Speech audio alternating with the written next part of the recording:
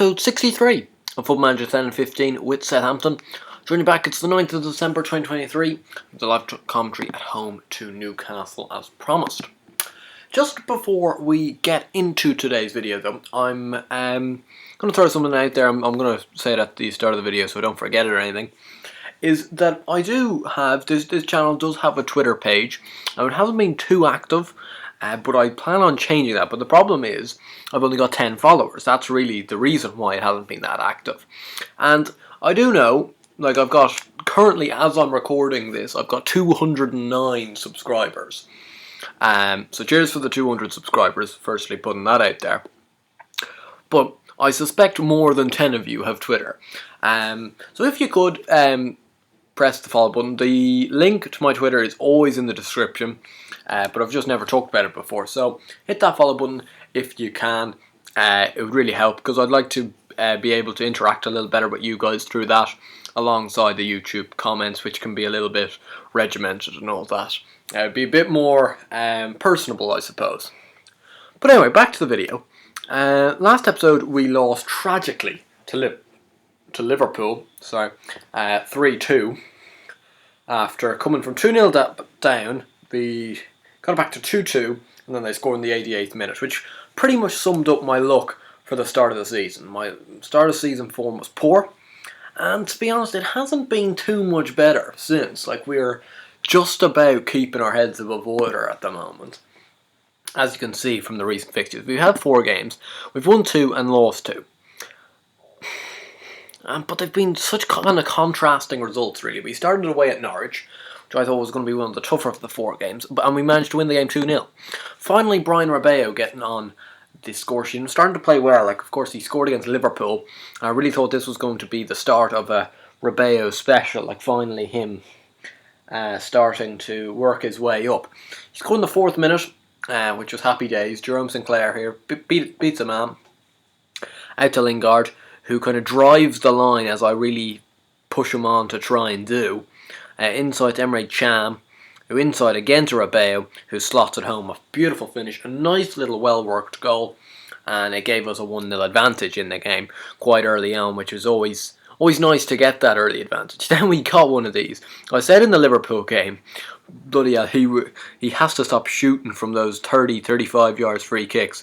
This time, it does go into the back of the net. An absolutely superb free kick from Rabello, which gave us that 2-goal advantage. And it was only until the 85th minute where they scored a sloppy goal from a corner, Ryan Bennett. It kind of went all the way through, and Bennett just forced her from around 3 or 4 yards out. Not a picturesque goal, but it kind of made the last 5 minutes a little bit more awkward, I think, than they needed to be. But nonetheless, it was a fairly comfortable 2-0 win. 2-1 win. Of course, that late goal just made it a little bit more tetchy. But then, it shows you kind of the inconsistencies of our team, I suppose, at the moment. Because we went out and got absolutely mauled by Middlesbrough away from home. You know, at the Riverside, they're in the relegation spots, and we lost 4-0 to them. And we were 4-0 down at half-time. Dimitri Mitchell, who I think at the time had only scored 1 goal that season, scored a 26-minute hat-trick, including a goal within around 18 seconds. So, not 18 seconds, not that quickly, but he was straight from the kickoff. First highlight. So here it's going to come like this. Kind of pains me to see this, to watch some of these goals back, because there's some woeful defending and woeful keeping in there for sure. I thought at the start of this maybe we were going to get a chance early on, but I did think when the ball was hoofed forward there that I wouldn't actually end up going to anything. Forster though gets the ball, and it's a terrible kick forward in the end, as I recall correctly. Well, not that bad, but we just lose the ball here, quite high up the pitch. Zuccolini and Reed with poor. They get it through to Sinclair, but he tries to take a man on. It doesn't work out for him. And then there's this long ball over the top, which Mitchell gets onto. Then is able to go through, and then Fraser Forster just. It was actually much worse watching the goal in 3D, because Forster kind of pretty much palmed it into his own net. As you can see there, it didn't look great even on 2D. And it looked even worse on 3D, I have to say. He just let the goal in. Because very rarely when people go on those mazy runs in FM, do they actually go on and finish it. This time Mitchell did so. Again, we looked promising in this highlight, but then a sloppy ball from Fosu Mensah kind of cut us to pieces a bit. Mitchell really gave us the run around in this game. He comes in off the flank. He doesn't initially get the look, but Yilmaz back to Mitchell, who's just about onside. I think I was thinking it was a little bit questionable at the time, but he was just about onside, and he gave them a 2-0 lead after 8 minutes. But still, you were thinking, well, if we get a goal now, because again we started off the highlight with the ball, but again we lost the ball high up the field, and then a lot of people get dragged out to Yilmaz there. Mitchell takes it on, brings it inside, and Fraser Forster, what the hell are you doing? Getting beat at your front post so easily, and Mitchell had a hat-trick after 26 minutes. And it was really comical stuff, like as you can see, it really was comical. Now this fourth one was equally as comical. Yilmaz with the ball in, Kadzidio makes a run to the front post, nobody goes near him. Well, why would we go near him? There's no need for that. And he scores to make it 4-0 on the stroke of half time, and there was no coming back after that. Yeah, terrible, absolutely terrible result. But then, it was as if we kind of hadn't played that game, because we travelled to the DW still, it is, and we beat Wigan 2-0, with a Jerome Sinclair brace in this one, so at least he got back on the score, got a few goals to add to his tally. He's been one of our most prolific, I have to say, because the other two have been extremely frustrating. But Urbanek here cuts inside. Sinclair really does well here. He kind of dummies the keeper. The keeper goes for it like that Sinclair's going to hit it first time. He fools them into it, and he kind of slots it home. And then the penalty was very late on, 89th minute. It wasn't great keeping from Nichols, because it was kind of straight at him, and he kind of palmed it into the back of the net himself. But this time we weren't complaining with a goalkeeping mistake, which is probably just about right considering how poorly Forster kept in the previous game. We were due some luck. Although, yeah, like Forster played well in this game. Clean sheet, 7.1 rating, kind of all back to normal. So then we had a 2-0 win. I was thinking, okay, back on track. And then we played at home to Blackburn and lost 1-0. It shows you the inconsistencies of this team. Like, this one was a bit of a bullshit game, really. As you can see from the statistic screen there, they scored in the second minute and just hung on to it for the whole game. Haris Seferovic scoring, with, I think it was just a nod-on header, really. It seemed to be very straightforward, run-of-the-mill stuff. But nonetheless, it kind of left us in the lurch early on. And despite us having a few chances, we didn't create enough, I don't think. As you can see, some sloppy defending in there. And it eventually works its way out to the left-hand flank, I think.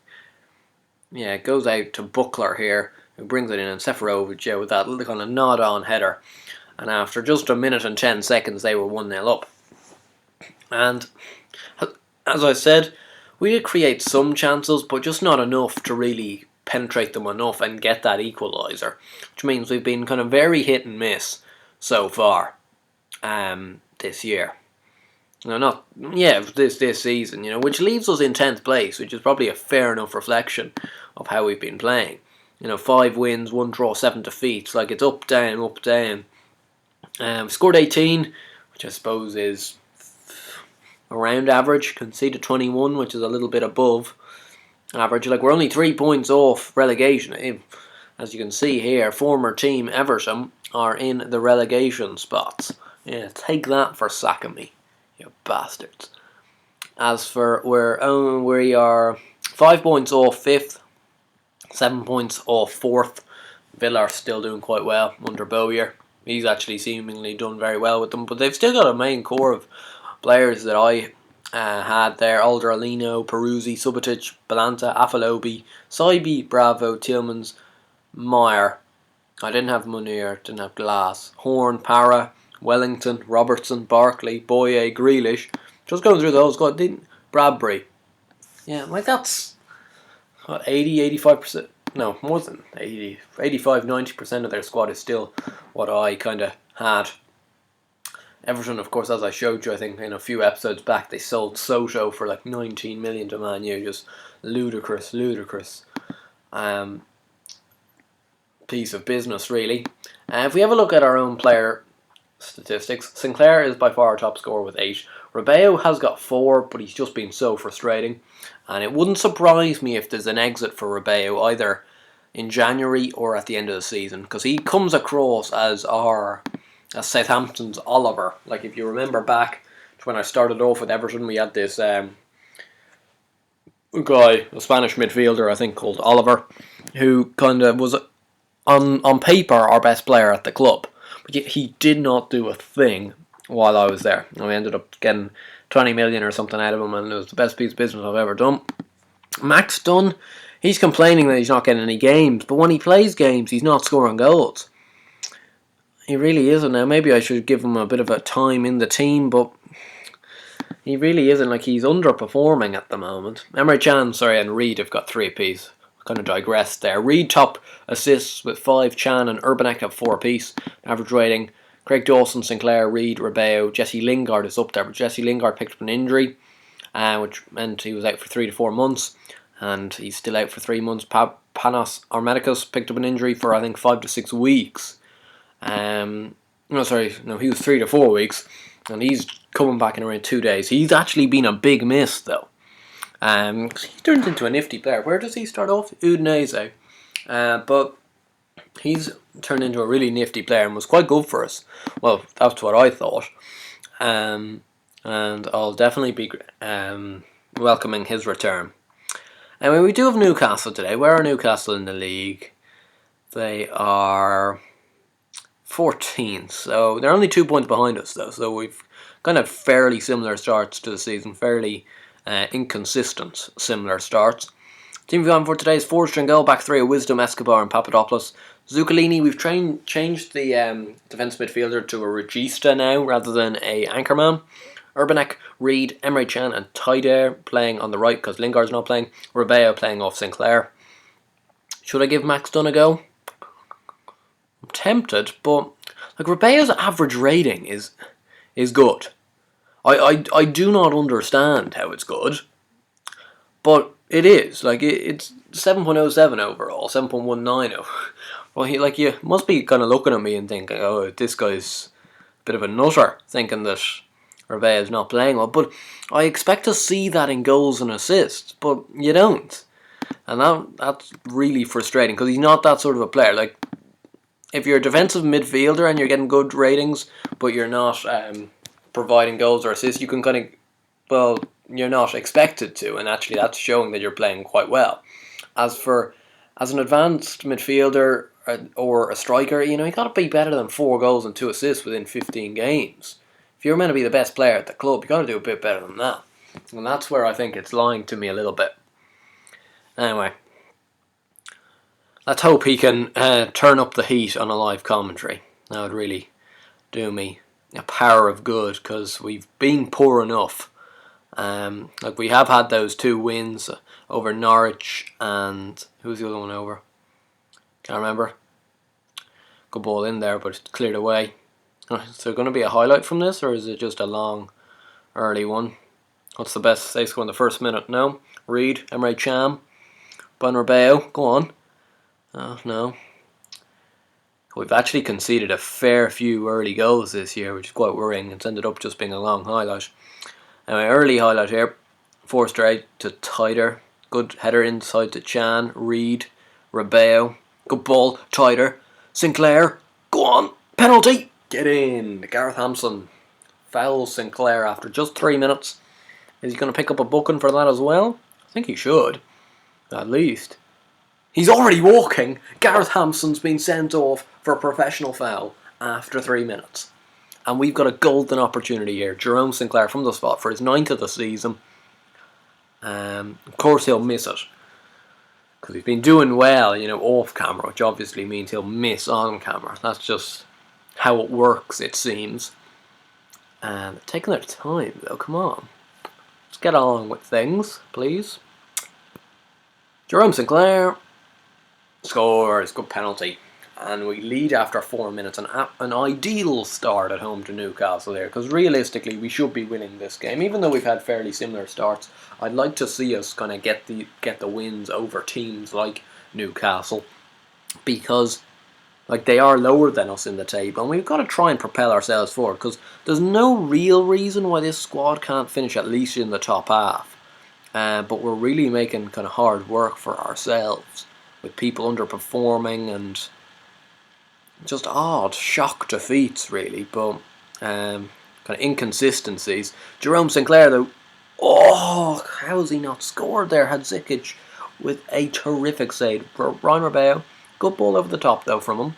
It's always good to see that. Dario Escobar. Nearly fell for Papadopoulos there.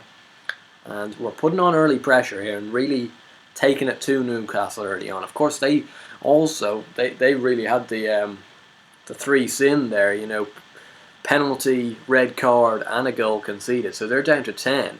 Jerome Sinclair, chance for 2. He's not going to miss that chance. You already gifted him 1. You weren't going to get away with gifting him a second. And we're already 2-0 up after 18 minutes here. And this is ideal stuff. Brian Rabello this time with the assist. It's always good to see. Like, I'd like to see, if Rabello could turn into an excellent player, I'd love to see it. And there's no real reason why he shouldn't be. It's just, it kind of annoys me, because it always comes up that he's playing well, and he's not providing anything to the team, though. Here's Rabello. He loses out this time, though. 2-0.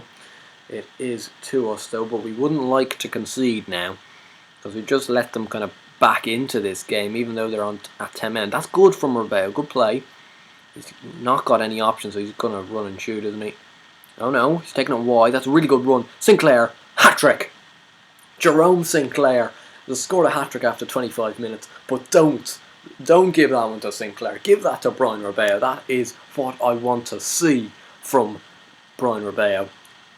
Typical good play from him. That's what I want to see from him, but that's not what we've been getting. Sinclair, like, when you offer him up those sort of opportunities, if you're going to create chances like that for Sinclair, he will never miss them. Never miss them, and he's already scored a hat-trick after 30 minutes. How ideal could this live commentary have been? Let's hope we can just hold on to it, though, not make it hard on ourselves. We should just canter. Thank you so much, Football Manager. Jerome Sinclair scores a 25-minute hat-trick, and then of course he gets injured. Now, maybe, especially if it's not going to be a big injury, if it's just like a week or two, that could be a bit of a blessing in disguise, because Max Dunn has come to me kind of wanting first team football. I'm not really prepared to give it to him, though, but sometimes, like, if Sinclair is out injured, that kind of forces my hand to play him, because he's the only other striker at the club. We've only really got 3 first team strikers at the club, and Rabello is one of them, where, as I've seen from a few games this year, it seems he prefers the just behind the striker role.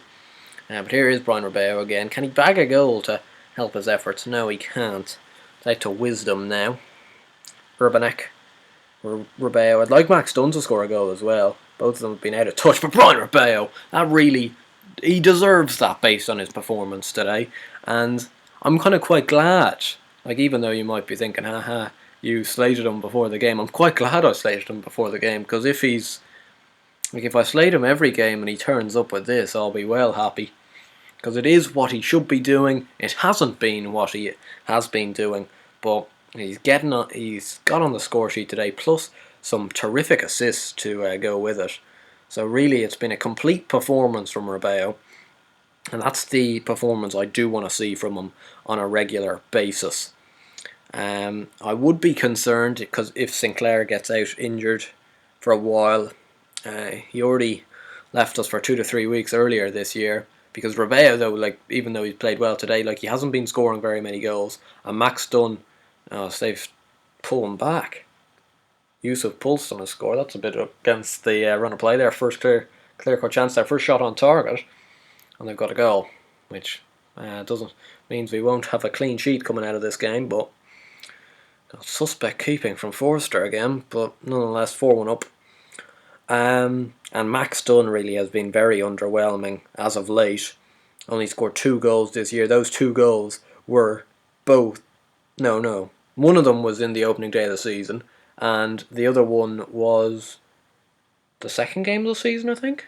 Or it was in the Capital One game against Mansfield. But There is he. There he goes. Fantastic goal. Brian Rabello's third assist. 1 goal, 3 assists for him. Max Dunn gets his third of the season. And this, like, that really is the icing on the cake stuff.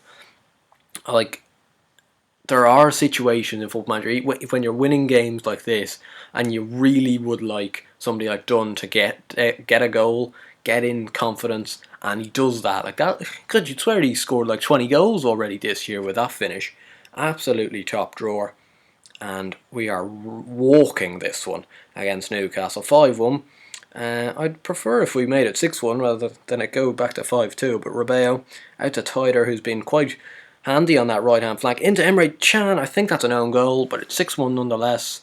Yes, it is. It's Sianda Zulu with an own goal. That's a fairly catastrophic piece of defending.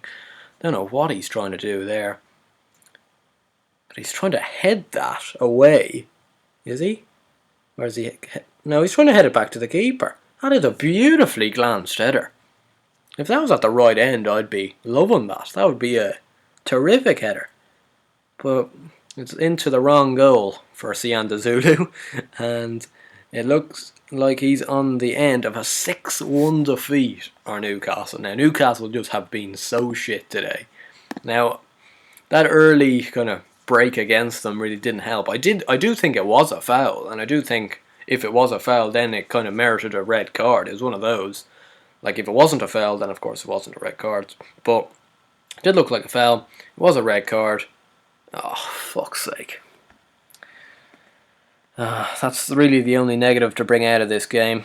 Jerome Sinclair out for 6 to 7 weeks with a sprained ankle. God, that's a real shame, because he's been playing very well. If you look at his overall, 11 goals, 13 games this year, that's a pretty good record. But anyway, it means the pressure's now on Max Dunn and Brian Rabello to get the job done.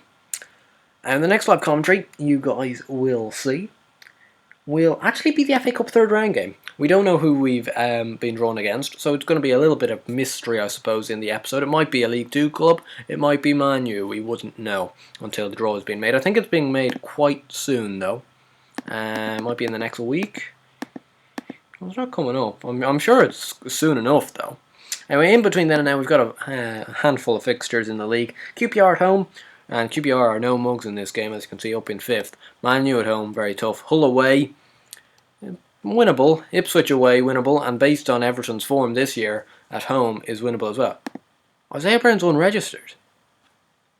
Oh yeah, that was because he got injured. Yeah, out for 4 months with knee tendonitis. He picked that up right at the start of the season, and they obviously didn't register him because of that. He's coming back to fitness in 2 days, but he can't play against us because he won't be registered. And he's transfer listed. So, 24 million. If it was much smaller than that, I would love to bring in somebody like Isaiah Brown. But as you can see, our finances still not doing very well, even though we did kind of cut the wage bill by an awful lot when we arrived, and we sold an awful lot of players for big money. But we've got 2 million in the bank at the moment, but we're projected to lose 6 million by the end of the year, which will give us a minus 4 million balance. And let's hope that turns around. I think if we start to do a little bit better in the league, that might turn around a little bit. Or maybe a little bit of a cup run. Maybe so. Jerome Sinclair, as you can see, is second top scorer in the league. And that is how I'm going to leave it with you guys today. Us up into 9th. Hope you enjoyed this video. If you did, please do give it a like and subscribe to the channel if you already haven't. I'll see you guys later.